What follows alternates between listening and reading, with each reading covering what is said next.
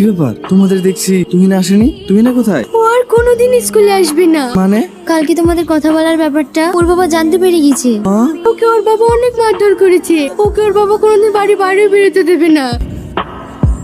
Uncle, আপনার সাথে একটু কথা ছিল। হ্যাঁ বলো। তুহিনা যে ছেলেটাকে ভালোবাসে সেই ছেলেটা আমিও তুহিনাকে অনেক ভালোবাসি। কি কাজ করো তুমি? আমি গ্যারেজে কাজ করি, কিন্তু আপনার মেয়েকে আমি অনেক ভালোবাসি। কখনো দেখেছো ভালোবাসা দিয়ে পেট চলে? আমার মেয়েকে বিয়ে করতে হলে কোনো একটা বড় ধরনের কাজ করতে হবে। আঙ্কেল, আমি তুহিনার জন্য সবকিছু করতে রাজি আছি। আচ্ছা ঠিক আছে, এসব কথা মুখে বললে তার হবে না। তুমি কিছু একটা করে দেখাও, পরে বিয়ের কথা পরে ভাবা যাবে।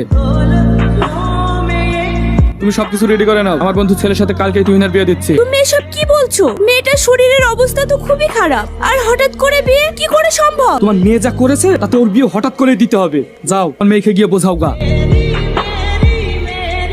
কি ব্যাপার, মেয়ের এমন অবস্থা কেন? হঠাৎ করে ওর শরীরটা খারাপ তো তাই।